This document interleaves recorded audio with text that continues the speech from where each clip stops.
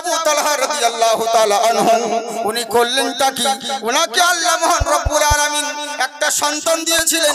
সন্তানটা কিন্তু খুবই সুন্দর ছিল, কিন্তু আল্লাহর কারিশমা কেউ বুঝতে পারে না। হঠাৎ করে ছেলে বিমারি হয়ে গেল, অসুস্থ পড়ে গেল। কি করবে, চারিদিকে হেকিম কবিরাজ ডাক্তার দেখানো হলো, কোনো মতেই কোনো কাজ হচ্ছে না। অবশেষে নবী মুস্তাফার দরবারে গেলেন। ইয়া রাসূলুল্লাহ, নবী গো, ফিদাকা আবি ওয়া উম্মি, আপনার পদতলে আমার পিতা মাতা কুরবান হয়ে যাক। হুজুর গো, কোন রকম ভাবে আমার এই সন্তানকে অনেক জায়গায় দেখালাম, কোনো মতেই কোনো চিকিৎসা কাজ করলো না। মনে হয় ছেলেটা মরে যাবে, কিছু একটা ব্যবস্থা করুন। তখন আমার নবী বলছেন, ও আমার তালহা শোনো, তুমি চিন্তিত হয়ো না। খায়রিহি ওয়া শাররিহি মিনাল্লাহি তাআলা, ভালো মন্দ যা কিছু হয় সবই তোমার তাকদীরের উপরে। তবে ছেলে যদি মরে যায় এটাও জানবে ভালাই রয়েছে, আর যদি তোমার ছেলে বেঁচে যায় এতেও জানবে ভালাই রয়েছে। খায়রিহি ওয়া শাররিহি মিনাল্লাহি তাআলা, ভালো মন্দ যা কিছু হয় সবই তবে তোমার তাকদীরের উপরে। এখান থেকেই বলছিলাম নাকি, এখান থেকে শুরু করছিলাম। হ্যাঁ, মাশাআল্লাহ, মন দিয়ে শুনুন। এবার করলো কি, হযরত আবু তালহা রাদিয়াল্লাহু তাআলা আনহু আমার সন্তানকে কোলে করে নিয়ে এবার বাড়ির দিকে রওনা হলো। রাস্তায় ইহুদির সঙ্গে দেখা। ইহুদি বলছে, কোথায় গিয়েছিলে? বলে, নবীর দরবারে। কিসের জন্য? বলে, বাচ্চার জন্য। বলে, তোমার কি মাথা খারাপ হয়েছে? বলে, কেন রে? বলে, তোমার কি ব্রেন খারাপ হয়েছে? বলে, হেকিম কবিরাজ লাগবে, ঔষধ চিকিৎসা লাগবে। নবীর দরবারে গিয়ে কি লাভ হবে? নবী তো ডাক্তার নয়, নবী তো হেকিম কবিরাজ নয়। নবীর দরবারে ছেলে অসুস্থ হয়েছে, বলে নবীর দরবার গিয়ে কোনো লাভ হবে নাকি? কোনো লাভ হবে না। যদি ছেলেকে সুস্থ করতে চাও তাহলে অন্য হেকিম কবিরাজের কাছে যাও। হযরত সাহাবী আমার বলছে, শোনো, আমার জীবন যাই তবু রাজি, কিন্তু জেনে রাখো কখনো শরিয়ত বিরোধী এলাজ করব না, শরিয়ত বিরোধী ট্রিটমেন্ট করব না। যদি বাঁচানে ওয়ালা হলো আমার আল্লাহ, মারনে ওয়ালা হলো আমার আল্লাহ। আমার ছেলের নসিবে যদি মরণ লেখা থাকে কেউ বাঁচাতে পারবে না, যদি মরণ না থাকে কেউ কোনোদিন মারতে পারবে না। বলে, তাই নাকি? বললে, হ্যাঁ। এত বিশ্বাস কি করে তুমি বলো? বলে, জেনে রাখো আমার নবী শিখিয়েছেন। বলে, নবী নবী কেন এত এত করো? নবীর কাছে কি এমন জিনিস রয়েছে? বলে, জগৎবাসী শোনো, আজকে যদি নবীর মানুষ নবীকে চিনতো, আজকে যদি নবীকে জানতো, দুনিয়ার মানুষ কখনো নবীর বেহুরমাতি করতো না। নবীর কারণে সব কিছু পেয়েছি। এমনকি জেনে রাখো, আমরা মহান স্রষ্টার জন্য তালাশ করে বেড়াই, কোথায় স্রষ্টাকে পাবো? দুনিয়াকে বানানেওয়ালা একজন তো স্রষ্টা রয়েছে, তাকে কোন জায়গায় পাবো? এরই পরিচয় আমরা কোথাও পাচ্ছিলাম না, কিন্তু ওই মহান স্রষ্টার পরিচয় দিয়েছে আমার নবী মুস্তাফা। নবীর কাছ থেকে আমরা সব কিছু পেয়েছি, অতএব মরে যাব, নবীর কাজ ছাড়ব না। বলে, তোমার কাছে কি প্রমাণ আছে? বলে, আমার কাছে কোরআন রয়েছে। বলে, তাই নাকি? বললে, হ্যাঁ। ওই কোরআন শোনাও দেখি। কোরআন তেলাওয়াত করতে লাগলো, মনে মনে ঝুমতে লাগলো। আসলে কেনই বা ঝুমবে না? দুনিয়াতে আছে যত মধু আর চিনি, সব থেকে মিঠা হলো কোরআনের বাণী। বুঝলেন? কোরআনের বাণী। এবার কোরআন তেলাওয়াত করতে আছে। ইহুদি বলছে, ওসব কথা মানবো না, নবীর কথা কোরআনে তো নবীর ব্যাপারে বলবে, আমি ওসব শুনবো না। বলছে, শোনো, এখনো অনেক হিন্দু ভাইরা আছে, খ্রিস্টান জৈন ভাইরা রয়েছে, এরা এখনো পর্যন্ত বলে নবীর কথা কেন মানবো, কোরআনের কথা কেন মানবো? কোরআন তো মুসলমানদের কোরআন, ওদের ধর্মের কথা বলবে, কেন আমরা মানবো? হে হিন্দু ভাইরা শোনো, আমার কোরআন, আমার নবী কখনো মুসলমানদের জন্য শুধু নির্দিষ্ট ভাবে নাজিল হন নাই। আমার নবী মুস্তাফা আবির্ভাব হয়েছে, আমার কোরআন নাজিল হয়েছে শুধু মুসলিমদের জন্য নয়, সমগ্র সৃষ্টি জগতের জন্য হেদায়েতের বাণী নিয়ে এসেছে। বুঝলেন? কিন্তু মানুষ বুঝতে পারে না, মানুষ বুঝে না, উল্টা পাল্টা তর্ক করে। এরই লেগেই তো আপনারা জানেন, গত পরশু দিন তীর্থেশ্বরীতে মসজিদের ছাদের উপরে উঠে মাইকে ফেলে দিয়ে সেলফি তুলছে, অথচ আশেপাশে অনেক মুসলিম আছে, কিন্তু কিছু বলবে না। ওই যে মৌলবীদেরকে বলছে, হুজুর অমুক মৌলবীকে নিয়ে আসবো, জালসা করে দাও, ঠিক হয়ে যাবে। বাহ, এইটাই কাজ। এমনি করে কোনোদিন হয়? সামনে কেউ কিছু বলবে না, লোকে দেখবে, আর তখন আমাদেরকে বলবো, জানেন হুজুর দেশের এই হচ্ছে, দেশে ওই হচ্ছে, এই হচ্ছে ব্যাপার। বুঝলেন? আর কেনই বা হবে না? বলে, হুজুর বাবরি মসজিদ ভেঙে দিল, হুজুর বাবরি মসজিদের অবস্থা খুব খারাপ গো, বাবরি মসজিদ ভেঙে মন্দির তৈরি করে দিল। বলে বাহ কি হচ্ছে? বলে খুব কষ্ট লাগছে। বাহ ফজরের নামাজ পড়েছো? বলে না। বলে জোহর? বলে না হুজুর। বলে আসো? বলে এখন নামাজই ধরিনি। বাহ ওদিকে ফাটে না তোমার, আর বাবরি মসজিদ ভাঙলো ওদিকে ফাটছে। আবে তুই তো নিজের মসজিদই চিনিস না, নিজের মসজিদ নিয়ে রাজনীতি করিস, তো বাবরি মসজিদ ভাঙলো তো তোর বাপের কি? হ্যাঁ বুঝলেন? তুই তো নিজেরই মসজিদ চিনিস না, নিজেরই মসজিদ জানিস না এখনো পর্যন্ত, মানে শুধু মুখে মুখে শুধু দরদ দেখা যায়। ভাই রে দরদ মানে উঠলে গেল দরদ শুনে, এই তো হচ্ছে ব্যাপার। কিন্তু আদৌ কিন্তু এরকম নয়, বুঝলেন? ওই রকম হলে হবে না। আমাদেরকে বলছে আজানের দিন রাত এখন শুধু একটাই স্লোগান, আজান বন্ধ করতে হবে। মসজিদের আজান দেওয়া চলবে না, আর 5 ওয়াক্ত দেওয়া হবে না, বিরক্ত লাগছে মানুষকে। আর যদি আজান দাও তাহলে কিন্তু মাইক কে যেন না হয়, সাউন্ডলেস হতে হবে। এই বিভিন্ন রকম বিভিন্ন জায়গায় আপনারা তো ফেসবুক মোবাইল ইত্যাদি দেখেন, বিভিন্ন জায়গায় বিভিন্ন, আমাদের অত সময় পাই না, বুঝলেন? তো বিভিন্ন রকম লোকে নানান রকম পোস্ট করছে, আর ওইটাকে আমাদের কিছু লোক মুসলিম শুধু শেয়ার করছে। আরে যত শেয়ার করবে তত ভিউ হবে, কি দরকার শেয়ার করা? দেখে ছেড়ে দিন ওখানে।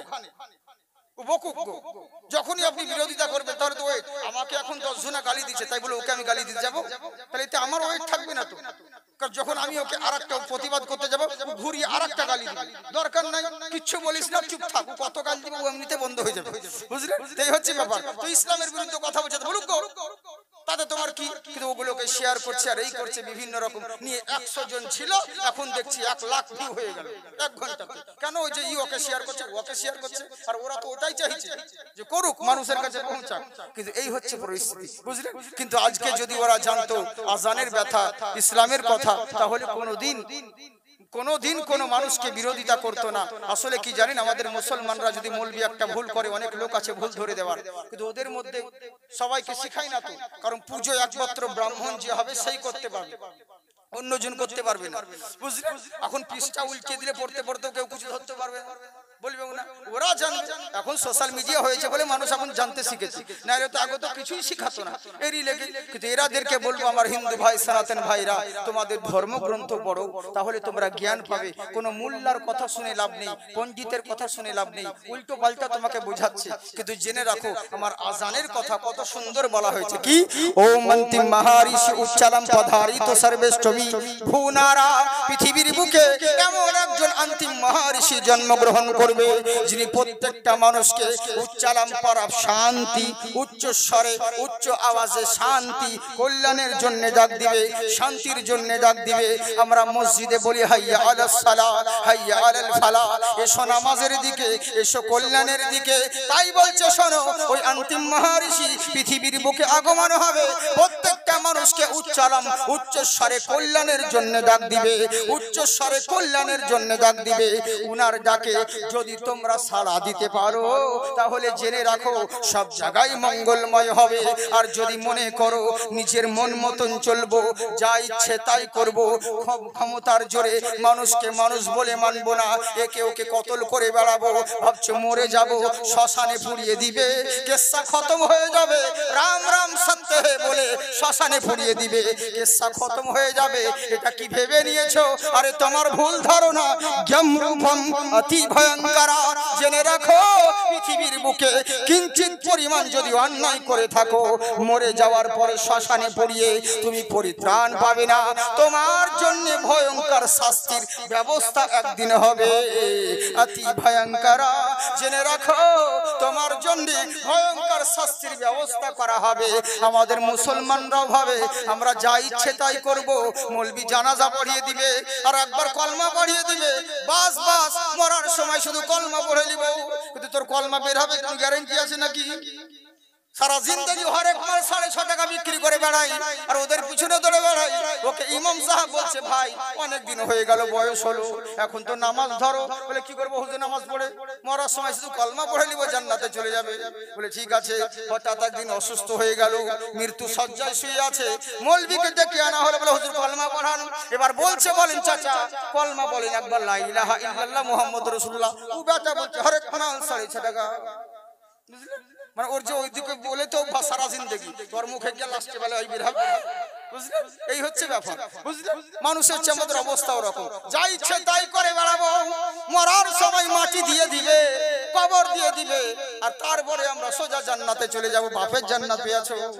হ্যাঁ, সারা জিন্দেগি মৌলবীর বিরোধিতা করে বেড়ালা, আমরাই তোমাদের শেষ কাজ করি। আরে তোমার জন্য দোয়া কোন মোল্লা করে না, ওই আমাদের মতন 2 টাকার মৌলবীরাই করে না বাবা। দোয়া দরুদ যা হয় জন্ম থেকে মৃত্যু অবধি আমরাই তো বহাল করি না, আমরাই আসি। আচ্ছা বলুন তো দেখি, মাথার ঘাম পায়ে ফেলে ইনকাম রোজগার করেন কাদের জন্য? মৌলবীর লেগে না, আপনার নিজের সন্তানদের জন্য। আচ্ছা বলুন তো দেখি, যার জন্য এত কষ্ট করে মেহনত করলেন, সেই সন্তানই যদি আপনার বিপদের সময় কাজে না লাগে, তাহলে মানুষ করে কি লাভ হলো বলুন? আর মানুষের বিপদের দিন হলো মৃত্যুর দিন। তো সেই দিন যাকে সারা জিন্দেগি ইহানত করে গেলে, গীবত করে গেলেন, যাকে গালি দিয়ে গেলেন, ওই মৌলবী ওই বিপদের দিনে আপনার জন্য দোয়া করবে শেষ বেলায়। ওই আপনার সন্তান জানেও না তো দোয়া, ও কি দোয়া করবে? মুখ দিয়ে তো সালা আল্লাহু আকবার বলতে কি আব্বাহু আকবার বলছে, হ্যাঁ? ও কি বলবে দোয়া? ও তো সারা জিন্দেগি মুতে পানি রাখি, কি করবে? এই তো হচ্ছে আমাদের নিয়ম, বুঝলে? তো ওই ছেলে মেয়ে আপনার বিপদে আসে না, আমরাই আসি, তাও আমাদের জন্য লোকে বিরোধিতা করে, বলে মৌলবীদের লেগে দেশটা শেষ হয়ে গেল, শুধু মৌলবীর বদনাম, শুধু মৌলবী। হ্যাঁ, কিন্তু চিন্তা করুন, জন্ম হয়েছে কে, আজান দিবে কে? না তো মৌলবীকে ডাক, তাই তো? জন্ম হয়েছে, আজান দিবে কে? না তো ইমাম সাহেবকে ডাক। তারপরে কি করবে? ওর খাতনা মুসলমানই দিতে হবে, মিলাদ পড়াবে কে? না তো ইমামকে ডাক। তারপরে হলো কি, ওর বিয়ে পড়াতে হবে, কে পড়াবে? না তো মৌলবীকে ডাক। উমরাটা মরে গেল, ওর গোসল দিবে কে? নিয়ম জানি না, মৌলবীকে ডাক। তারপরে কাফন পরাবে কে? কাফন কাটতে হবে, কে পরাবে? না তো মৌলবীকে ডাক। ওর জানাজা পড়াবে কে? না তো মৌলবীকে ডাক। যা করবে ওর সবই মৌলবীকে ডাক। দোয়া করবে কে? তাও মৌলবীকে ডাক। কবরে নামাবে কোন দিকে মাথা দিবে, কে জানাবে? না তো মৌলবীকে ডাক। দোয়া করবে কে? না তো মৌলবীকে ডাক। চাহারুম 40 বছর কি যা করবে সবই মৌলবীকে ডাক, সবই মৌলবী করছে। জন্ম থেকে মৃত্যু পর্যন্ত আমরা মৌলবীরাই বহাল করছি, আর ঘুরিয়ে আমাদের বিরুদ্ধে কথা বলছে। মৌলবীরাই দেশটাকে শেষ করে দিল। এর লেগেই বলি, বেশি মৌলবী পিছনে লাগিও না। মৌলবী যখন বাংলায় পারবে না, তখন আরবিতে ঝাড়বে। আর সেরকম যদি মৌলবী হয়, তোমার বাপের জানাজা বিনা ওযুতে পড়াবে, বুঝলেন? হ্যাঁ, মৌলবীর বিরোধিতা করিও না। তো এবার করলো কি, ভাবছে কি হবে রে, মরে যাব, মৌলবীরা জানাজা পড়ে দফন করে দিবে, কেসা খতম হয়ে যাবে। আমি বলি শোনো, এটা তোমার ভুল ধারণা। আমার আল্লাহ কোরআনে বলেন, কাইফা তাকফুরুনা বিল্লাহি ওয়া কুনতুম আমওয়াতান, কি করে অস্বীকার করো রে, যেই তোমার অস্তিত্ব ছিল না, তোমার নাম ছিল না, দুনিয়ার কোনো মানুষ তোমাকে চিনতো না, দুনিয়ার কোনো মানুষ তোমাকে জানতো না, দুনিয়ার কোনো পোতা যে তোমাকে জন্ম দিয়েছে ওই বাবাও তোমাকে চিনতো না, যেই মায়ের গর্ভে জন্ম নিয়েছো ওই মাও তোমাকে চিনতো না। আজকে বিশাল বড় বক্তা হয়েছো, আজকে বিশাল বড় মৌলবী হয়েছো, আজকে বিশাল বড় ডাক্তার হয়েছো, তোমার বিশাল বড় নাম ধাম, কিন্তু নিচের দিকে তাকিয়ে দেখো, একটু ফ্ল্যাশব্যাকে যাও, একটু পেছন দিকে যাও, তোমার যে পরিচয় কি তুমি নিজেই জানতে পারবে। একটা মাল কিনতে গিয়ে বলো আমি ব্র্যান্ডেড কোম্পানি ব্যবহার করি, আমার মোবাইল দেখে বলছে হুজুর এত বড় বক্তা আইফোন কিনতে পারেন না, আইফোন ব্র্যান্ডেড মাল, আপনি কেন এত কমাসামা মোবাইল ব্যবহার করেন? বলে যে কোনো জিনিস করি ব্র্যান্ডেড কোম্পানি, ক্যামেরা কি কিনবো ব্র্যান্ডেড কোম্পানি, ওদের কিনা দেখে ফেরেশতারাও হাসবে। আল্লাহ এই ব্যাটা যে ব্র্যান্ডেড খুঁজছে, একবার নিজের দিকে ভেবে দেখে না ও কোন ব্র্যান্ডের মাল। আবে তুই তো একটা নাপাক পানির তৈরি, আজকে ব্র্যান্ড খুঁজে বেড়াচ্ছি, বিশাল বড় ডাক্তার হয়েছি, তোর সৃষ্টিত হয়েছে নাপাক পানি দিয়ে, আর তোর শেষ হবে ওই পচা মাটি দিয়ে। তাহলে কিসের অহংকার করছো? তোমার নাম ছিল না, ঠিকানা ছিল না, কোনো পরিচয় তোমার ছিল না, দুনিয়ার মানুষ কেউ জানতো না, চিনতো না, তোমার কোনো অস্তিত্বই ছিল না। ওয়া কুনতুম আমওয়াতান, তুমি একদিন মৃত ছিলে, ফাআহিয়াকুম, বিনা অস্তিত্ব থেকে আমি আল্লাহ তোমার অস্তিত্ব দান করেছি, আমি আল্লাহ তোমাকে জীবিত করেছি। আর আমার দেওয়া জীবন পেয়ে যা ইচ্ছে তাই করে বেড়াচ্ছ, যেখানকার খুশি সেখানে যাচ্ছ, আমার জমিনে থেকে আমার নিয়ামত ভোগ করে তোমরা আমাকে বাদ দিয়ে মোল্লা নিয়েই ব্যস্ত থাকো। কিন্তু জেনে রাখো, কি ভেবে নিয়েছো এই জীবন মরে গেলে শেষ হয়ে যাবে, এই জীবন চিরদিনের জন্য? ওরে না না না, সুম্মা ইউমিতুকুম, তো এই জীবন শেষ জীবন নয়, তোমাকে মৃত্যু দেব, মৃত্যু বরণ করতে হবে। আর কি ভেবে নিয়েছো মরে যাবে, কবরে নামিয়ে দিবে, কিসসা খতম হয়ে যাবে? ওরে না না না, সুম্মা ইউহিকুম, তোমাকে আবার জীবিত করা হবে, আবার জীবিত করব, জীবিত করে যেখানকার খুশি সেখানে পাঠিয়ে দেব না। সুম্মা ইলাইহি তুরজাউন, চূড়ান্ত সিদ্ধান্তের জন্য খোদার কাঠগড়ায় হাজির হতে হবে। তাই জেনে রাখো, আমরাও যাই বলি, ওরাও তাই বলে, ওরাও তাই শোনো ও মন্তিম মহারিষি উচ্চালম পধারিত সর্বেষ্টমী ভুনারা ইয়মরূপম অতি ভয়ঙ্করা। জেনে রাখো দুনিয়ার বুকে নিজের মন মতন যদি চলাফেরা করো, অন্যায়কে অন্যায় না মনে করে যা ইচ্ছে তাই করে বেড়াবে, কিন্তু জেনে রাখো শ্মশানে পুড়িয়ে দিলে কখনো পরিত্রাণ পাবে না। যেই মহান স্রষ্টা তোমাকে তৈরি করেছেন, সৃষ্টি করেছে, ওই স্রষ্টার দরবারে ভয়ঙ্কর শাস্তির ব্যবস্থা হবে। আমরাও যাই বলি, ওরাও তাই বলে, শুধু ভাষাটা হলো আলাদা। তারপর কি বলছে দেখুন, ওম জগদ্ধি মহিমা সুদামাহে। পৃথিবীর বুকে আমি একটু তাড়াতাড়ি বলি না, একটু কেটে কেটে বলি। যদি ওম বুঝতে পারবেন না অত তাড়াতাড়ি, কিন্তু আমি একটু কেটে কেটে বলি আর উল্টো পাল্টা করে বলি। আপনারা ইন্টারনেটে দেখবেন আমি এক এক সংস্কৃত এক এক জায়গাতে এক এক রকম ভাবে বলি। কেমন করে? নিয়ম হচ্ছে আলহামদুলিল্লাহি রাব্বিল আলামিন আর রহমানির রহিম, তারপর মালিক ইয়াউমিদ্দিন। তো তারজামা হবে আলহামদুলিল্লাহি রাব্বিল আলামিন থেকে। কিন্তু আমি করি কি জানেন, আর রহমানির রহিম কোনোদিন আগে করি, কোনোদিন মালিক ইয়াউমিদ্দিন করি, তারপরে লাস্টে আলহামদুলিল্লাহি রাব্বিল আলামিন করি। এর কারণ কেন জানেন তো? এর কারণ হচ্ছে সোশ্যাল মিডিয়া যুগ, তো নকল বহুত উঠে গেছে, বুঝলেন? নকল উঠে গিয়ে ওইগুলোকে আমাদের শুনে বলছে, বাস। তো এই লেগে তাহলে যদি পড়ে তা ধরা পড়ে যাবে বল। এবার যদি কেউ তোকে জিজ্ঞেস করে আপনি যেটা পড়লেন সংস্কৃত বইয়ে দেখান তো দেখি কোন জায়গায় আছে, পড়তে পারলে তো ভালো, আর যদি মানে তো নাচতে গেলে হবে। এরই লেগে আমাদেরকে ওরকম করতে হচ্ছে, বুঝলেন তো? উপায় নাই ভাবছি, কারণ আজকাল এইরকম হচ্ছে আমাদের অবস্থা। ভং ভং অং বং দু চারটা মন্ত্র পড়ে দিল, কিছু তো বুঝলেন না, চতুর্বেদী দু চারটা নাত পড়ে দিল, শায়রে ইসলাম হাগার মোতার ফতোয়া দিয়ে দিল, মুফতি সাহেব বানিয়ে দিচ্ছে। এটাই হচ্ছে প্রবলেম, বুঝলেন? অনেক বেরিয়েছে, তো এরই লেগে বলছি। হ্যাঁ, তো যার জন্য বলছি ডুপ্লিকেট না, অরিজিনাল মাল আছে, চিন্তার কোনো কারণ নেই। মন দিয়ে শুনুন, এরই লেগে ওদের কারণেই আমাদেরকে কিছু টপিক চেঞ্জ করতে হয় আর এদিক সেদিক ভাই বলতে হয়, যাতে বুঝতে পারে যে হ্যাঁ, আর পড়লে ধরা পড়ে যাবে যে এটা আমার শোনা পড়ছে। এরই লেগে তো হ্যাঁ, সংস্কৃত অত সহজ নয়, তালাফুজের মধ্যে বহুত ভাগ আছে। একটা জাবার জের, একটা স্পেলিং আকার উকার যদি মিস্টেক হয়ে যায় মানে পরিবর্তন হয়ে যায়, বুঝলেন? অনেক রকম ভাগ আছে। কেমন করে চিন্তা করুন, ওংকারা করুলামা ওম জগদ্ধি মহিমা সুদামাহে। পৃথিবীর বুকে আপনি সুদামাহের মানে কি করবেন? এখানে তো সুদামাহে আছে, আর এক জায়গায় রয়েছে বহুরমতি দেবস্তুতে মা মাহে, ওখানে মা মাহে আছে। আর এক জায়গায় রয়েছে গুরু মূর্তি ভক্তিশ্বরী, আর এক জায়গায় আছে গুরু মূর্তি ভক্তি পুনম, আর এক জায়গায় রয়েছে গুরু মূর্তি ভক্তি নারতম। এবার কি করে বুঝবেন কার কথা বলছে, কোন জায়গার মানে কোন জায়গায় চলে যাবে বুঝতেই পারবেন না। কি বলছে দেখুন, মন্দিরের দরওয়াজায় লেখা থাকে ঔকার চন্দ্র বিন্দু ওম, মসজিদের দুয়ারে লেখা থাকে আল্লাহুম্মা ফতাহলি আবওয়াব রহমাতিকা, আল্লাহ তুমি আমার জন্য রহমতের দুয়ার খুলে দাও। এবার ওরা কি বলছে, ওংকারা, হে চন্দ্রের মালিক, হে সূর্যের মালিক, হে ভুনারা, পৃথিবীর স্রষ্টা যিনি মহান মালিক, আমি তোমার উপাসনা করি, তোমার কাছে সাহায্য প্রার্থনা করি, তোমার উপাসনা করি। আমরাও তো মসজিদে বলি ইয়াকা না'বুদু ওয়া ইয়াকা নাস্তাইন, আল্লাহ তোমার ইবাদত করি, তোমার কাছে সাহায্য প্রার্থনা করি। আমরাও বললাম, ওরাও তাই বলে, কিন্তু গন্ডগোল হলে এক জায়গায়, আমরা মুখে বলিয়া কিন্তু কাজে করি অনেক, বুঝলেন? কাজের সময় কোনো মিল নাই। এক একজনকে ভেবে নিয়েছে আমি ওদিকে যাচ্ছি না, কোনো ধর্মের বিরুদ্ধে তাচ্ছিল্য করছি না, আমার ইসলাম ওই শিক্ষা দেয়নি কারো মাযহাবকে, কারো দিলকে কষ্ট দাও, কখনো নয়।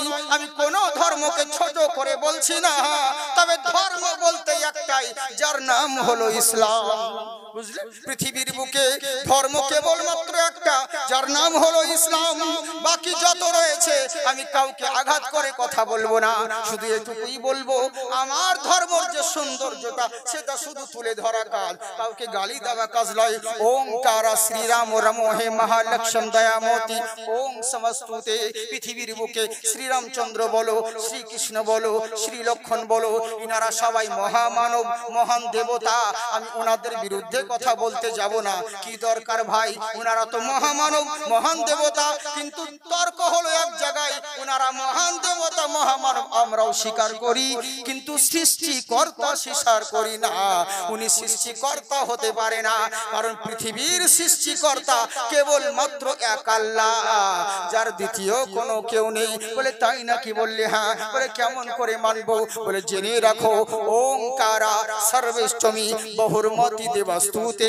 এক ঈশ্বরের উপাসনা করতে করতে মানুষ যখন বিভিন্ন দেবতার পূজা শুরু করতে লাগলো, হাজারো বহু দেবতার যখন পূজা করতে শুরু করলো, তখন শেষ পর্যন্ত আমার নবী মুস্তাফাকে মহান স্রষ্টা জগতের বুকে প্রেরণ করলো।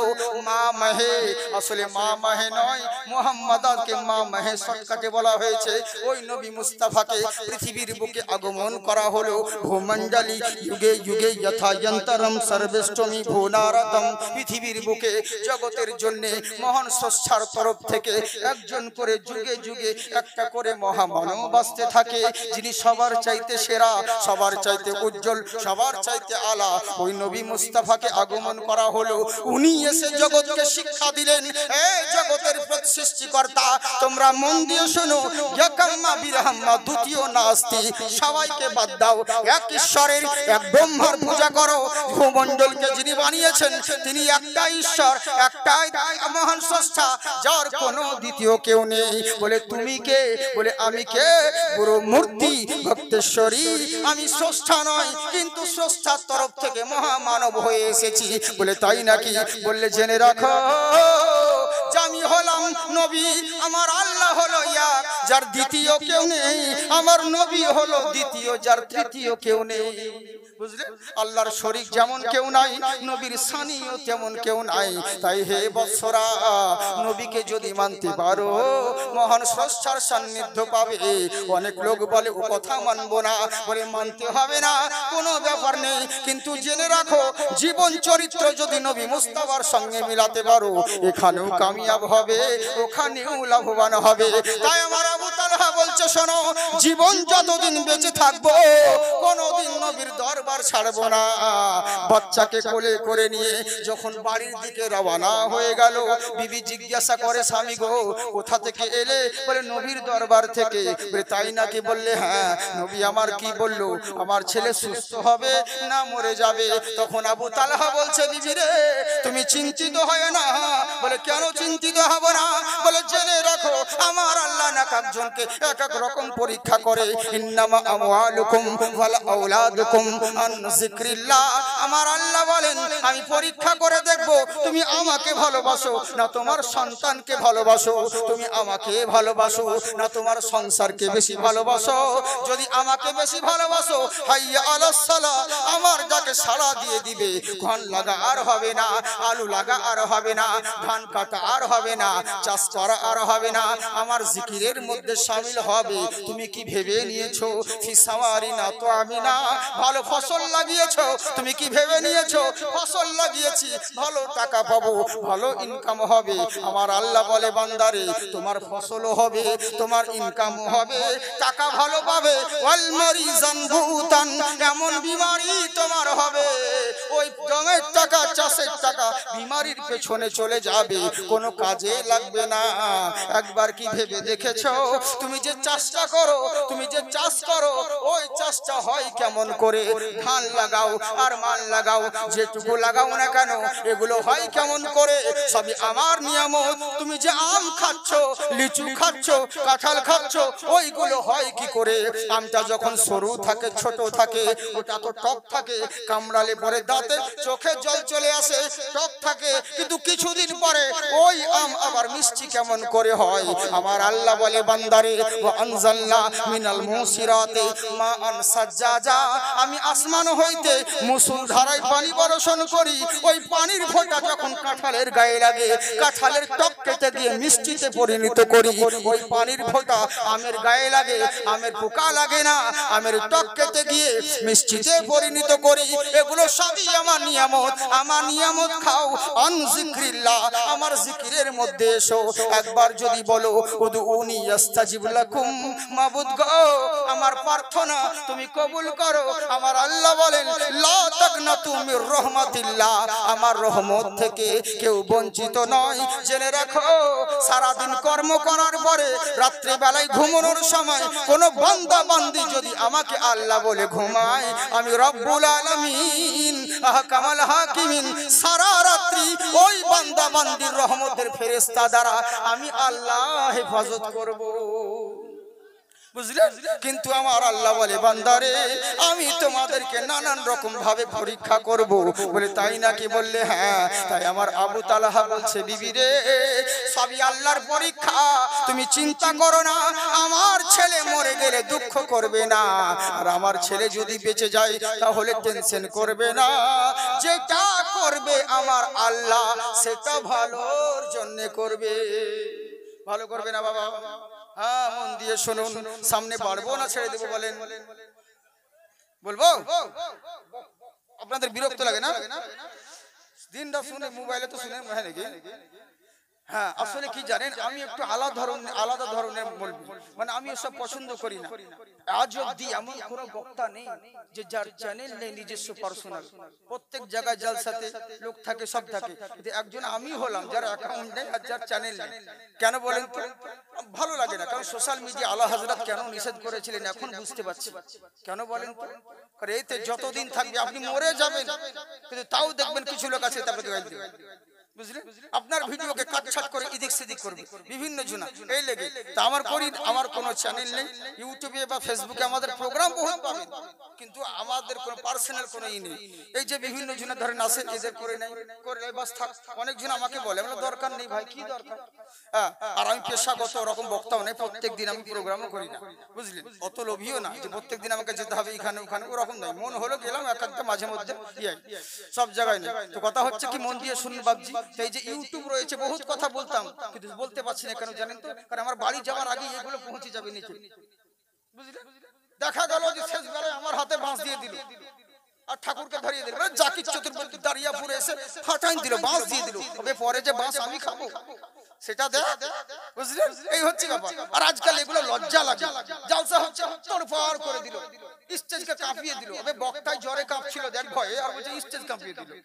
এই গিলে থাম্বেল উল্টো পাল্টা লিখে দিচ্ছে। কোন জায়গা দেখছি বাঙ্গালের বিশাল বড় মুফতি আজম, মুফতি বাঙ্গাল জাকির হোসেন চতুর্বেদী, আস্তাগফিরুল্লাহ, উল্টা পাল্টা এরকম জিনিস না জেনে বিভিন্ন জিনিস লিখে দিচ্ছে সোশ্যাল মিডিয়াতে। এখানে লিখবে ভাই উল্টো পাল্টা জিনিস, এই লেগে আমি এগুলো পছন্দ করি না, বুঝলেন? অনেক নিষেধ করি। তো যার কারণে এরই লেগে বলি, যাকে যেই জিনিসটা দরকার তাকে সেটাই করবে। যার এরই লেগে সব কথা বলতে পারছি না, কিছু কিছু মুখ আটকে যাচ্ছে, বুঝলেন তো? তো চিন্তার কোনো কারণ নেই। হ্যাঁ, মন দিয়ে শুনুন, বলবো। নেচে তো আপনারা শুনছেন দিন রাত, তবে একবার হাত উঠিয়ে বলেন আল্লাহু আকবার। সবাই উঠালেন না? আর ভোটের সময় আপনারাই লুঙ্গি তুলে বলবেন ইনকালাব জিন্দাবাদ, বাড়ি থাকবে মাথাবা, ও বলিয়েন না? দুই হাত তুলে বলেন ইয়া রাসূলুল্লাহ, মাশাআল্লাহ, জিন্দাবাদ থাকুন। কি বলছে দেখুন, হে নো পেনে से की मगर बोल रहा है नो पेने से की मगर बोल रहा है, गर्दन से जुदा हो के भी सर बोल रहा है। কালাম দেখুন, আমাদের আসিফুল ভাই আছেন, উনি আমাদের অনেক সিনিয়র, বড়, আমাকে ছোট, আমি তো অনেক ছোট, কিন্তু আমাকে দেখি কি মনে হচ্ছে বলেন তো? আমি আর বাপ মনে শরীর দেখি, হ্যাঁ, আমাদের অবস্থা দেখে তো তা লয়, বহুত ছোট। ইনারা আমাদেরকে ছোট্ট অবস্থায় দেখেছে, বুঝলেন? মানে এক কথায় ন্যাংটা অবস্থায় বললে যেমন হয় না, ওরকমই হবে। হ্যাঁ, তো এই হচ্ছে ব্যাপার। তেরি লেগে যাকে যেটুকু সম্মান দেওয়ার এটা দিতে হবে। আর ওনাদের দোয়াতে আল্লাহ বড় করেছে, বক্তা হয়েছে বলে লাট সাহেব হবে, বুঝলেন? আলিমকে যদি সম্মান করো, এক আলিমকে যদি সম্মান করো তো তার দোয়া পাবে। আর আলিম যদিও বা জাহান্নামী হয়, তার দোয়াতে তুমি জান্নাতি হবে, বুঝলেন? এরই লেগে বলছি বাবজি সোনামো কেমন। হ্যাঁ, তো যাক, তো ইনশাআল্লাহ আমার গলা সেরকম নাই, তবে একটু বলার চেষ্টা করছি। মোহাম্মদ সুবহানাল্লাহ বলেন।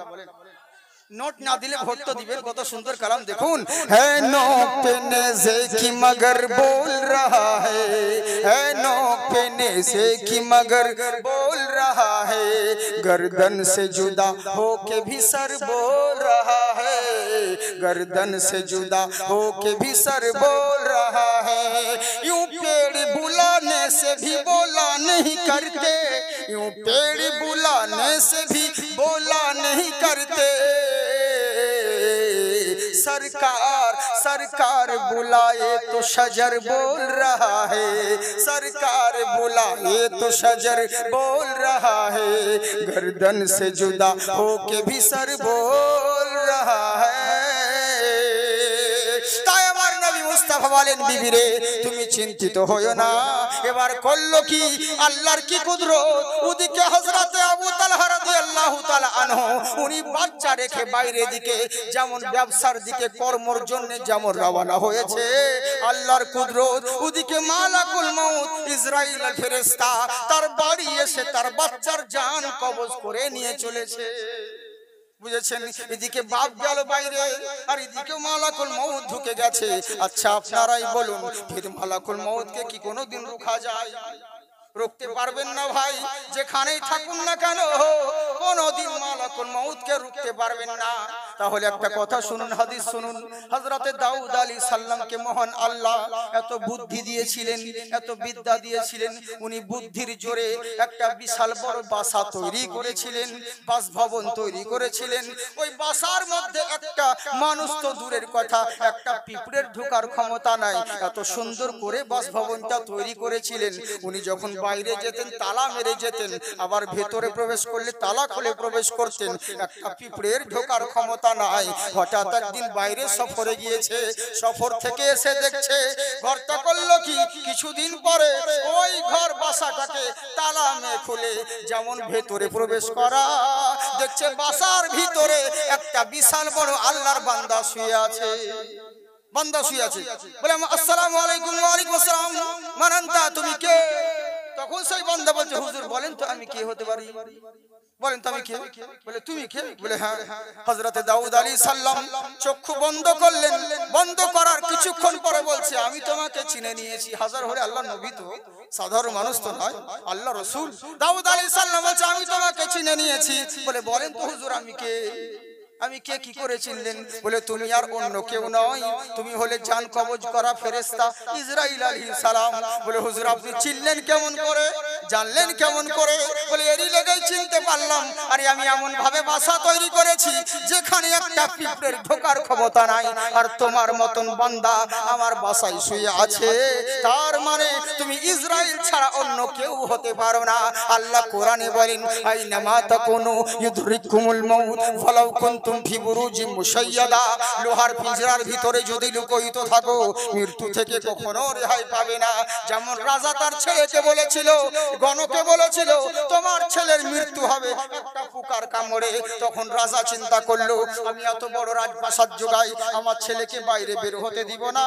এত সুন্দর ঘর করলো, এত সুন্দর মলাখানা করলো, কাঁচ দিয়ে ঘেরা, যা কিছু লাগবে ছেলেকে বাইরে থেকে কর্মচারী দিয়ে আনানো হতো, কিন্তু ছেলেকে বাইরে বের হতে দিত না। কারণ গণক বলেছিল তোমার ছেলের মরণ হবে ওই পোকার মধ্যে, এরই লেগে পোকা থেকে বাঁচানোর কারণে ছেলেকে বাড়ির বাইরে বের হতে দিত না। কিন্তু কতক্ষণ বের হবে রে? হঠাৎ একদিন ছেলে বলল ও আব্বা গো আমাকে একটা ফল এনে দাও। বলে তাই নাকি বাবা? বলে ঠিক আছে যেতে পারবে না, বাইরে থেকে আনাচ্ছি কর্মচারীদেরকে নিয়ে। এবার কর্মচারীদের কাছ থেকে একটা ফল নিয়ে এসে ধুয়ে মুছে যেমন ছেলেকে দিয়েছে, লাও বাবা কামড়িয়ে খাও, যেমন ছেলে কামড়িয়েছে সঙ্গে সঙ্গে ঠোঁট দিয়ে রক্ত বের হতে লাগলো। বলে কি হলো রে? যেই ফলটা খেলো দেখছে ফলের ভিতর পোকা ঢুকেছিল। তার মানে বুঝতে পারলে কুল ইন্নাল মাউতাল্লাযী তাফিরুনা মিনহু ওয়া ইন্নাহু খুলাকিকুম ওয়া ইন্নাহু মুলাকিকুম। যেখানে যাও না কেন, যেদিকে ছুটে বেড়াও না কেন, তোমার যখন নির্ধারিত সময় হয়ে যাবে, এক সেকেন্ড আগেও হবে না, এক সেকেন্ড পরেও হবে না, নির্ধারিত সময় মালাকুল মউত তোমার দরওয়াজায় হাজির হবে। তাই জেনে রাখো মালাকুল মউতকে কোনোদিন কেউ রুখতে পারেনি। কেননা আল্লাহ পাক বলেন ফালাউলা ইজা বালাগাতিল হুলকুম ওয়া আনতুম হিনা ইজিন তানজুরুন। আজকে যতই ছুটে বেড়াও, একদিন তোমার নিঃশ্বাসটা যখন তোমার হুলকুমে এনে থাকাবো, তুমি বুক ফাটবে, মুখ ফুটবে না, চেষ্টা করবে হাত পা নড়ার, কিন্তু নড়াতে পারবে না। ওয়া আনতুম হিনা ইজিন তানজুরুন, সেদিন তুমি নিরুপায় হয়ে যাবে, অসহায় হয়ে যাবে, কিচ্ছু করতে পারবে না, না চলতে পারবে, না বলতে পারবে, কিছু করার ক্ষমতা থাকবে না। সেদিন তুমি নিরুপায় হয়ে যাবে। কেন হবে জানো? কুল্লু নাফসিন যায়কাতুল মাউত। পৃথিবীর বুকে বহুত মজা চেখেছো, বহু জিনিসের স্বাদ গ্রহণ করেছো, একদিন তোমাকে মরণের স্বাদ গ্রহণ করতে হবে। এরই লেগে জেনে রাখো মৃত্যু থেকে কেউ কোনোদিন রেহাই পায়নি, আর কেউ পাবে না। মালাকুল মউত ইসরাইল ফেরেশতা কি করলো, ওদিকে বাপ গিয়েছে ব্যবসা করতে, আর আবু তালহার ছেলের প্রাণ পাখি নিয়ে মালাকুল মউত রওনা হয়েছে। মা জননী ছেলেকে নাড়াচাড়া করতে লাগলো, যখন আর কথা বলছে না, সারা শব্দ হচ্ছে না, উনি চিন্তিত হয়ে গেলেন, মনে হয় আর আমার সন্তান নেই, কি করবে রে, বুক ফেটে কান্না হচ্ছে, কিন্তু মুখ চোখ বুজে সহ্য করে নিচ্ছে, কিছু বলতে পারছে না। ওদিকে কোরআনের কথা মনে পড়ছে, আল্লাহ রাসূল বলেছেন নারীদের আওয়াজটাও পর্দায় রাখতে হবে, এর জন্য এই কোরআনের দিকে খেয়াল করে মা জননী চিৎকার মেরে কান্না করতে পারছে না। ইমানদার সাহাবী উনিও ছিলেন, করলোটা কি, সন্তানকে সাদা কাপড়ে জড়িয়ে নিয়ে ছিঁড়া ফিটা ওই বেড়ার, যখন কলমি বেড়া কাড়া দিয়ে তার ঘরটা ছিল খেজুরের ডালি দিয়ে, ওই ঘরের পাশে মরতে ছেলেটাকে শুইয়ে দিয়েছে, কিন্তু মা জননী অন্তরে কান্না করছে, কি করব রে। আপনারা জানেন পৃথিবীর বুকে প্রত্যেক ভালোবাসার পিছনে স্বার্থ আছে, নিজের মা ছেলের ভালোবাসার পিছনে কোনো স্বার্থ থাকে না। থাকে কি বাবা, কোনো স্বার্থ থাকে না। কেন? মা নিজের সন্তানকে কলজের টানে ভালোবাসে, আর প্রত্যেক ব্যবসার লেগে পুঁজি দরকার হয়, কিন্তু মানুষের জিন্দেগির পুঁজি হলো নিজের বাপ মা। মা হলো খুঁটি আর বাবা হলো ছাদ, দুটোর মধ্যে যদি একটাও না থাকে তাহলে বাড়ি ঘর বাদ। লক্ষ কোটি টাকা থাকতে পারে, যদি তোমার মা না থাকে তোমার জিন্দেগির কোনো মূল্য থাকবে না। এইটুকু জেনে রাখবেন, কোনো মূল্য থাকবে না। মা জননী আমার, উনি কান্না করতে আছে, কি করবে রে, সন্তানের দিকে তাকায় আর বুক ফেটে কান্না করে। এর লেগেই বলে 10 মাস 10 দিন মায়ে গর্ভে দিছে ঠাই, রক্ত মাংস খাইয়া মায়ের ভাবি আইলাম ভাই, ভূমিষ্ঠ হইয়া আমি উঠিলাম কান্দিয়া, শান্ত করিল মায়ে বুকের দুগ্ধ দিয়া, আবার সন্তানেরই পায়েরই প্রসব হলে বুক ভেসে যাই নয়ন জলে রে, ও মা সন্তানের লইয়া কোলে ভুলে প্রসব যন্ত্রণা, দুঃখের দরদি মা জনম দুঃখিনী মা, দুঃখের দরদি আমার জনম দুঃখী মা। যারা যারা মাকে ভালোবাসেন মুহাব্বতে বলে সুবহানাল্লাহ। কেমন মা চিন্তা করুন, মা জননীর মতন কেউ হয়নি আর হবে না। কেমন মা, এরই জন্যে বলে হাতে পায়ে তেল মাখা মা দিল শক্ত করি, পেশাব পায়খানায় আমরা মায়ের কোলে করি, করি না বাবা, তবু না মা রাগ হইল, ভিজলো গুয়ে মুতে, আমার শুকাই রাখিয়া মা থাকলো ভিজাতে, আরে অসুখ হলে দেখি চাইয়া আমার মা রইছে বিছানায় পইরা রে, বলে আমায় আল্লাহ যাও গোলয়ে আমার সন্তানের নিও না, দুঃখের দরদি মা জনম দুঃখিনী মা, দুঃখের দরদি আমার জনম দুঃখী মা। আহারে মা জননী, মার মতন সবাই হয় না। কেমন মা জননী, একবার চিন্তা করুন, আমার মা জননীর মতন কেউ হয়নি আর কেউ হবে না। আমার বহুত পুরাতন কথা শুনেছেন, কেমন মা জননী, যখন আমার মনে পড়ে তখন কান্না আসে। ওরে সেই ছেলেটা প্রত্যেক দিন তার মাকে মারধর করে, খেতে দেয় না, পরনের কাপড় দেয় না, ছেলেকে আঘাত করে, কি করবে, বিরক্ত হয়ে পাশের বাড়ি ইকবাল বলে একটা ছেলে, ওই ইকবাল ছেলেটা থানায় গিয়ে ডায়েরি করে দিয়েছে। এবার করলো কি, পুলিশে এসে ছেলেকে ধরে নিয়ে গেছে। ওদিকে বুড়ি মার কানে খবর চলে গেল, এই বুড়ি তুই কি জানিস রে, তোর ছেলেকে পুলিশে ধরে নিয়ে গেছে। যেমন সোনা, বুড়িমা ঝোলা ফেলে দিয়ে উনি দৌড়াতে পারছেন না, শরীর দুর্বল, মনোবল এগিয়ে নিয়ে হাঁটতে হাঁটতে আরম্ভ করলো। যখন থানায় হাজির হলো, থানাতে উঠতে গিয়ে সিঁড়িতে পড়ে গেছে, কুকুর হয়ে পড়ে গিয়ে হাতে পায়ে ব্যথা করলো। পুলিশ এসে বুড়িমাকে উঠালো। এই বুড়িমা, কি হয়েছে বলো, এত তাড়াহুড়ো করছো কেন? তখন বুড়িমা বলছে, ও দারোগা মশাই, আমার ছেলেকে মারবেন না, আমার ছেলেকে শাস্তি দেবেন না, আমার ছেলেকে ছেড়ে দিন। তখন পুলিশ বলছে, কে তোর ছেলে, কি তোর নাম, কার কথা বলছিস? বলে অমুক শেখ, ওই ছেলেটা হলো আমার সন্তান। বলে তাই নাকি? বলল বললে হ্যাঁ। পুলিশ তখন বলে উঠলো, ওকে বেশ করেছি, ওকে ধরে এনেছি, ওকে উচিত শিক্ষা দিব, ওকে যতক্ষণ পর্যন্ত শাস্তি না দিতে পারছি ততক্ষণ পর্যন্ত ছাড়বো না। পুলিশের পা দুটোকে ধরে মা জননী কান্না করতে লাগলো, চোখের পানি বের হয় না, মনে হচ্ছে রক্ত বের হচ্ছে। বুড়ি মা বলছে, দারোগা বাবু গো, আমার ছেলেকে মারবেন না, আমার ছেলেকে কষ্ট দিবেন না, আমার কষ্ট করে রক্ত ছেড়া নাড়ি ছেড়া আমার সন্তান গো, আমার ছেলেকে মারবেন না। তখন পুলিশ বলে উঠলো, বুড়ি রে, ওই ছেলে তোকে মারে, দিন রাত আঘাত করে, খেতে দেয় না, কাপড় পরতে দেয় না, আর ওই ছেলের লেগে এত মায়া করছিস কেন, এত দরদ করছিস কেন? তখন বুড়িমা বলে উঠলো, দারোগা বাবু, আমার ছেলে আমাকে মারুক, আমার কোনো দুঃখ নেই, ওর যত ইচ্ছে আমাকে আঘাত করুক, আমার কোনো কষ্ট নেই। আমার ছেলেকে বলেন, তোকে খেতে দিতে হবে না, আমি যতদিন বাঁচবো লোকের দুয়ারে দুয়ারে ভিক্ষে করে খাবো, ছেলের কাছে কোনোদিন চাইবো না, ও আমাকে যত খুশি মারুক, কষ্ট দিই, কিন্তু একবার ওকে বলেন দিনে যেন একবার করে আমাকে মা বলে ডাকে। মা কেমন জিনিস, মার মতন দরদিনী কেউ হয়নি আর হবেনি। বিদেশে যদি ছেলের কিছু হয়ে যায়, মার কাছে টেলিফোন করতে হয় না, কোনো চিঠি পাঠাতে হয় না, কোনো ফ্যাক্স করতে হয় না, কেউ বলুক আর না বলুক, সবার আগে মা জানতে পারে। ওরে বিদেশে বিপাকে গোজার সন্তান মারা যায়, দেশের লোকে না জানিতে আগে জানে মাই। লজ্জাপতি গাছের পাতা টুটা দিলেই মরে, সন্তান হারা মার কলিজা ছটফট ছটফট করে।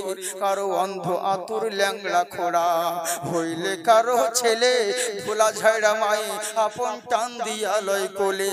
কারো পুত্র যদি কুপুত্র হয়, মায়ে নাহি ফেলে, হাজার দোষ রাখিয়া গোপন মায়ে তবু পালে। ওরে মানুষে যে ভেবে বলে জান্নাত মায়ের চরণ তলে রে, ও তোরা দেখ বুখারী হাদিস খুলে করছে নবী ঘোষণা। দুঃখের দরদি মা, জনম দুঃখিনী মা, দুঃখের দরদি আমার জনম দুঃখী মা।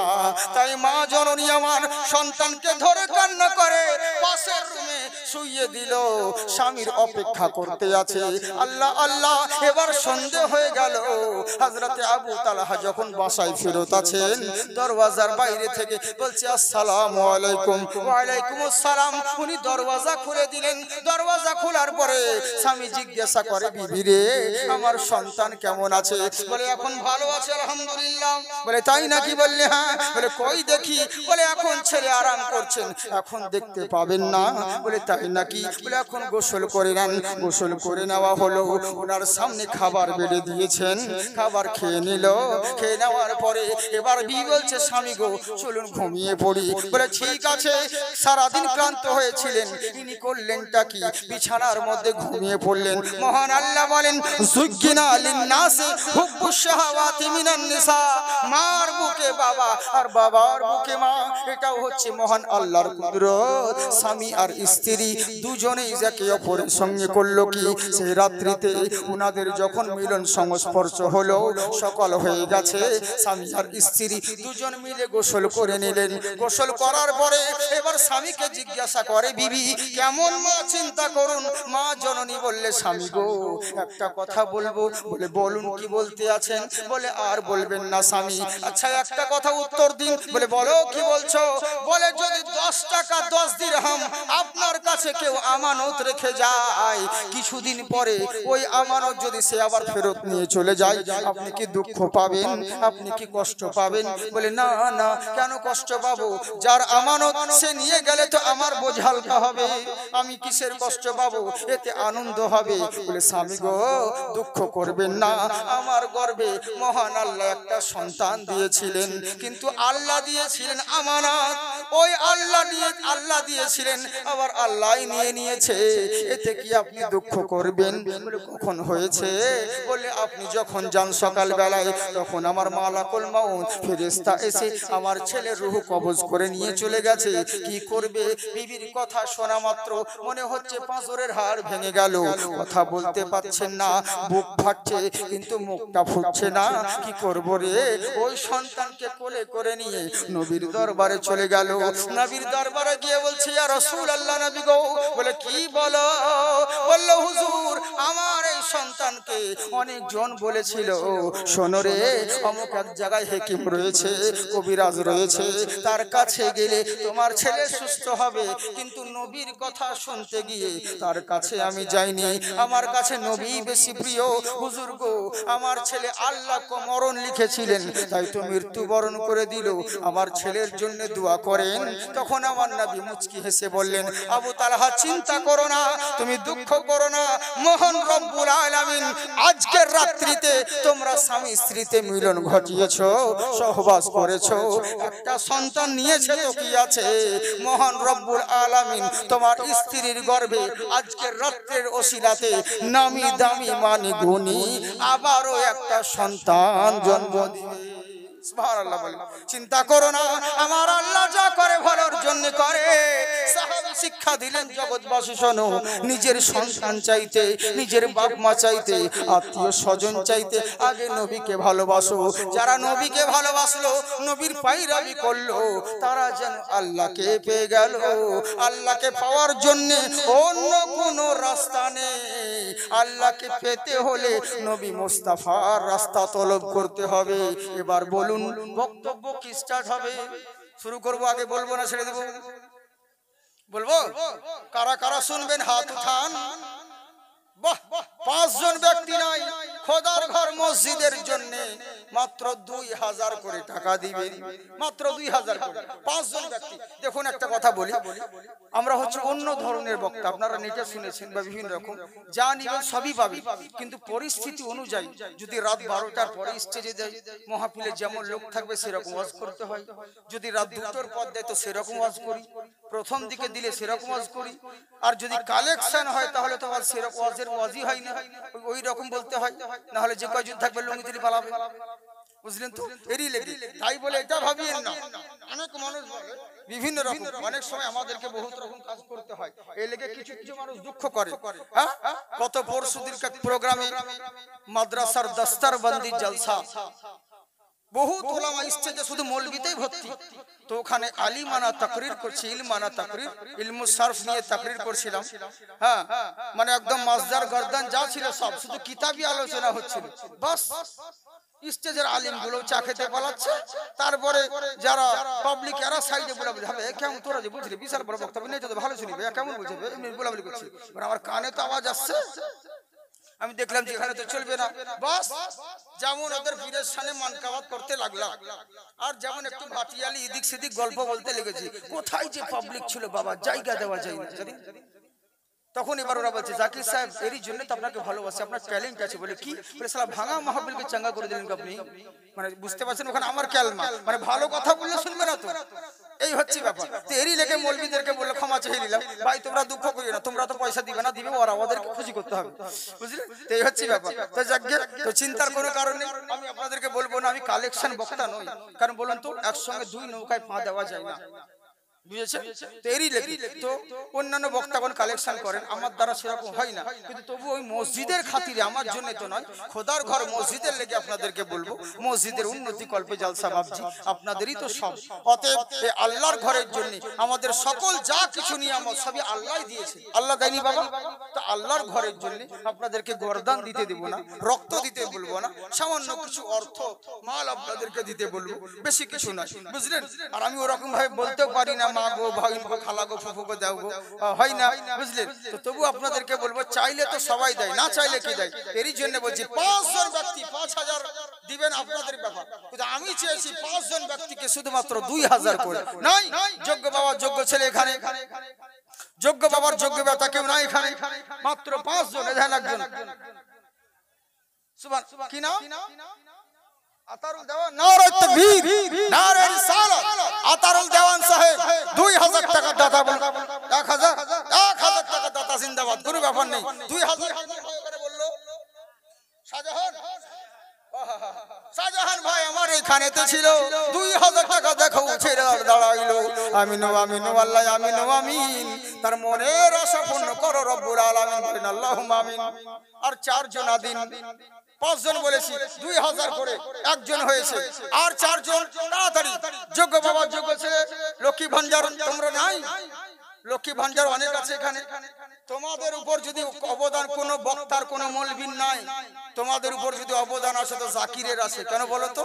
কারণ তোমরা যে 1000 টাকা পেছো কোনো মোল্লা লেগে আমার লেগে পেছো, কারণ আমার লক্ষ্মী ভান্ডার ওয়াজ দেখেছো বহুত আছে ইন্টারনেটে। হ্যাঁ, লক্ষ্মী ভান্ডার মৌলবী বলে, তো লক্ষ্মী ভান্ডার ওয়াজ আমার প্রচুর আছে। তো মমতাকে ওয়াজ করে করে জলসা করে করে সব জায়গায় নেতা মন্ত্রীদের কথা আমি তো বলেছি বেশি, তবে বেশি বলিনি, বুঝেছো? বেশি বলিনি, তবে এই জন্য আজকে পাচ্ছ। তবে চিন্তার কোনো কারণ নেই, আরো দোয়া করবো, আরো দোয়া করবো, অনুরোধ করে বলছি তোমাদের জন্য দোয়া করবো। লক্ষ্মী ভান্ডার গজল কি আছে গো? আমার লক্ষ্মী ভান্ডার গজল আছে কি জানে? আমার তো মনে হয় না, যত সম্ভব আমার লক্ষ্মী ভান্ডার ওয়াজ আছে, কিন্তু লক্ষ্মী ভান্ডার গজল আমার না। কারণ উল্টা পাল্টা গজল বলে কি হবে বলে। আর বাবু